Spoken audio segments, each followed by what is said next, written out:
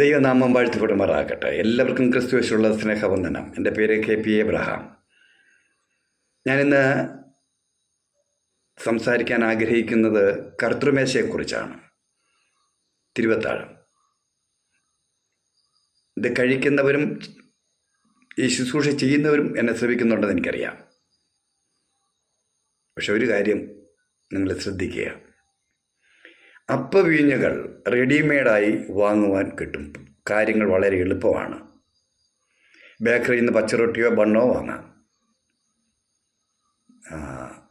മറ്റു വീഞ്ഞും കുപ്പിക്കകത്ത് ധാരാളമായി കിട്ടും. എത്ര എളുപ്പമാണുള്ള കാര്യമാണെന്നറിയാമോ? ഒന്നും ബുദ്ധിമുട്ടില്ല, ഒരു പ്രയാസവുമില്ല. ഇത് മേശമേൽ കൊണ്ടുവന്ന് വാഴ്ത്തുന്നവർക്ക് കൊടുത്താൽ മതി. ഇത് കഴിക്കുന്നതോറും വിശ്വാസികൾക്ക് പ്രയാസവും ബുദ്ധിമുട്ടും മാനസിക സംഘർഷവും ഒരു അസ്വസ്ഥതയാണ്. എന്താ അതിൻ്റെ കാരണം?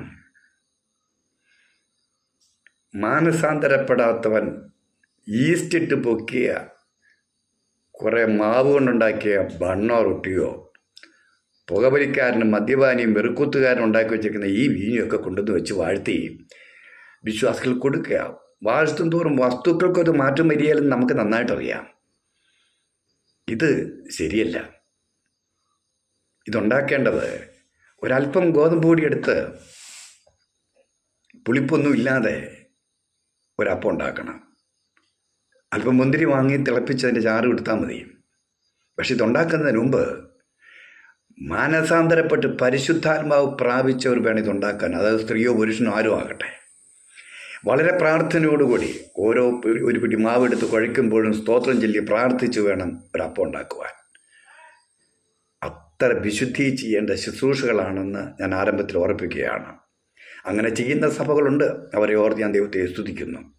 അതിൻ്റെ ആ വില മനസ്സിലാക്കിയെങ്കിലേ ഇതൊക്കെ എത്രയോ തിയോളജി പ്രസംഗിക്കുകയും പഠിപ്പിക്കുകയും ചെയ്യുന്ന ദൈവദാസന്മാർ ഇത് ചെയ്യുന്നു. ഇങ്ങനെ തന്നെയാണ് വാങ്ങിക്കൊടുക്കുക പാടില്ല കേട്ടോ. അത് ശരിയല്ല. വളരെ പ്രാർത്ഥനയുണ്ട്, വിശുദ്ധിയിലും ചെയ്യുക. അതെ, കർത്തൃമേശ സ്ഥാപിക്കുന്നതിന് മുമ്പ് അതിനെക്കുറിച്ചൊരു എക്സ്പ്ലെയിൻ ചെയ്തൊരു വിവരണം, എന്തിനാണിത് കഴിക്കുന്നത് എന്നുള്ളത് കർത്താവ് തൻ്റെ ശിഷ്യന്മാരെ പഠിപ്പിച്ചിരുന്നു.